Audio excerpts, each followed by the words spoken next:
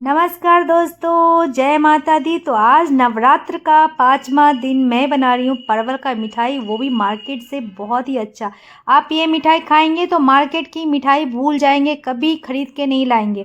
तो यहाँ पे मैंने दोनों साइड्स को काटा नहीं है और परवल को अच्छे से धो के इस तरह से छील लिया है। तो परवल को हमें छील लेना है, पर साइड्स के जो होते हैं ना, उसके डंठल साइड में उसे नहीं काटना है और पीछे वाले को भी नहीं काटना है। इस बात का ध्यान रखना, अगर हम काट देंगे तो उसमें जो टेम्पर पकड़ा रहता है ना परवल में, वो हमारा ख़त्म हो जाएगा और इसमें जब हम बीज निकालेंगे ना तो बिल्कुल टूट जाएगा। इसलिए उसको बिल्कुल नहीं काटे और इस तरह से परवल को छील ले। तो मैंने सारे परवल को इसी तरह से छील लिया है। मेरा ये गारंटी है कि आप घर का ये परवल का मिठाई खाएंगे ना तो बाज़ार का तो कभी नहीं लाएंगे। तो चलिए इसे बनाते हैं। तो सारे परवल को अच्छे से छील लेना है। छीलने के बाद इसे अच्छे से धो लेके साफ़ कर लेना है।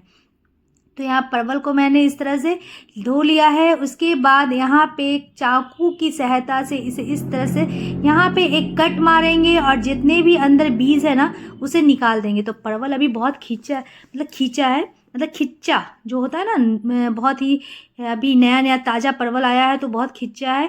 अगर ये थोड़ा परवल थोड़ा सा मोटा हो जाता ना तो ये बीज निकालने में उतना दिक्कत नहीं होता। तो यहाँ पे बीज निकालने में थोड़ा दिक्कत हो रहा है। मुझे डर लग रहा है कि परवल कहीं फट ना जाए, इसीलिए मैंने आपको बोला कि साइड्स बिल्कुल नहीं काटे, उससे परवल का टेम्पर बना रहता है। और इस तरह से सारे बीज को हम निकाल देंगे। बहुत आराम से निकालें, नहीं तो इसके साइड्स फट जाएंगे तो फिर परवल भरने में दिक्कत हो जाता है। तो इस तरह से सारे बीज को निकाल देना है और इन परवलों को ना हम चूने के पानी में 4 घंटे के लिए फुला के छोड़ेंगे। मतलब चूना होता है ना, जो हम लोग चूना पान में खाते हैं, जो कलर मतलब चूना क्या बोलते हैं, चूना करने में आता है, वो चूना लेना है। तो यहाँ चूना लेना है और चूने के पानी में हमें इसे डालना है। तो मैंने सारे परवल का बीज को निकाल लिया और यहाँ लिया है पानी। और चूना मैं रखती हूँ कभी कभी के लिए, जैसे कोई गिर गया तो उसके चोट लग गई तो उस पर चूना डालने के लिए, तो वही चूना मैंने रखा था। तो मैंने 1 चम्मच चूना डाल के और इसे हम 4-5 घंटे के लिए छोड़ देते हैं। तो यहाँ पे मैंने 4-5 घंटे इसे छोड़ दिया है। अब इसे 4-5 घंटे बाद इसे अच्छे से हमें वॉश करना है 3 से 4 पानी से। मतलब 4 पानी से ज़्यादा कर लीजिएगा, कम नहीं कीजिएगा। उसके बाद इसमें डाल देंगे थोड़ा सा फिटकरी। तो 1 चम्मच मैंने फिटकरी चूर के मतलब क्रश करके लिया है और उसे हम पानी में डाल दिए। अब इसे हम इसे तब तक पकाएंगे जब तक ये थोड़ा सीज ना जाए। और इधर हम दूध भी चढ़ा रखे, खोए घाट रहे, खोए को निकाल बनाने के लिए हमने दूध भी चढ़ा रखा है। और यहाँ पे फिटकरी डाल के मैंने चढ़ा दिया है और हम इसे लगभग, मैं टाइम आपको बता देती हूँ, 5 से 7 मिनट तक इसे हम तेज़ आंच पे बॉईल करेंगे। इस तरह से मैंने इसे पका लिया है। तो देखिए ये इस तरह से पीलापन टाइप का हो गया है। तो ये हमारा परवल अब होने चला है। तो इसे इतनी ही देर हमें पकाना है और बहुत ही हल्के हाथों से इसे चलाएं, क्योंकि परवल में से अंदर बीज निकला हुआ है। तो बहुत हल्के हाथों से हमें इसे चलाना है। तो ये देखिए ये इस तरह का हो जाता है, तब तक हमें इसे पकाना है। अब ये बन चुका है। तो अब हम यहाँ पे परवल को अच्छे से धो के इसे छाक लिए है। इधर हमारा खोआ भी बन रहा था। इधर मैंने एक बर्तन में यहाँ पे चीनी लिया है। तो चीनी आप ज़्यादा ले, आधा किलो के हिसाब से चीनी ले। और यहाँ पे पानी डाल के, पानी हमें ज़्यादा डालना है और डाल के इसे, मतलब मैंने आधा किलो चीनी लिया है, 2 गिलास मैंने पानी डाला है। और इसे डाल के अच्छे से परवल को इसमें चढ़ा देना है और ये परवल हमें पकाना है बिल्कुल चलाते हुए। इधर हमारा खोआ भी तैयार हो रहा था, उधर हमारा परवल भी अच्छे से पक रहा था। तो मैंने खोए में थोड़ा सा यहाँ पे डाल दिया है इलायची। और यहाँ हमारा जो परवल है इसे हमें चाशनी में अच्छे से पकाना है जब तक ये ट्रांसपेरेंट ना हो जाए तब तक।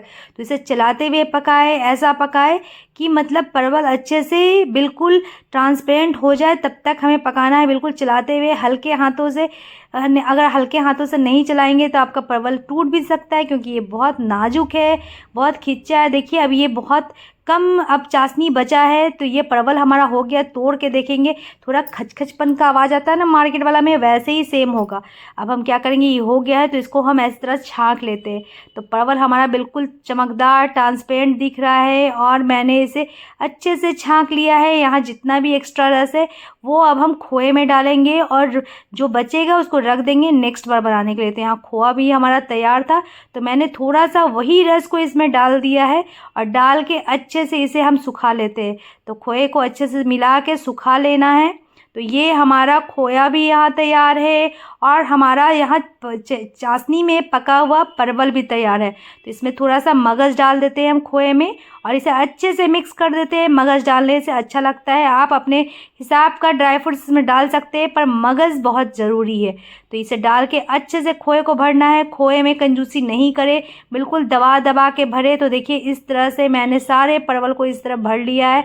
ये परवल का मिठाई बहुत टेस्टी, बिल्कुल वो खचखच वाला होता है ना, मतलब जैसे हम लोग बाहर मार्केट में खाते हैं, सेम वही टेस्ट आएगा आपका। और आप मार्केट का बिल्कुल भूल जाओगे अगर घर का एक बार बना लिए तो। और आप ये साइड जो दिख रहा है ना, वो चाहे तो आप बाद में काट भी सकते हैं। तो देखिए ये हो गया है। अब इस पर हम थोड़ा सा चांदी का वर्क दे देते हैं ताकि ये देखने में अच्छा लगे, थोड़ा मार्केट जैसा लगे। तो इस तरह से मैंने दे दिया है। ऊपर से आप इसमें केसर और पिस्ता डाल के सजा सकते हैं। तो मैंने यहाँ पे केसर से इसे सजाया है। तो बिल्कुल ये मार्केट जैसा परवल का मिठाई तैयार है। आपको कैसा लगा ये वीडियो? अगर अच्छा लगा है तो लाइक, सब्सक्राइब, फॉलो कीजिए। मेरा यूट्यूब पे भी चैनल है, वहाँ भी जाके मुझे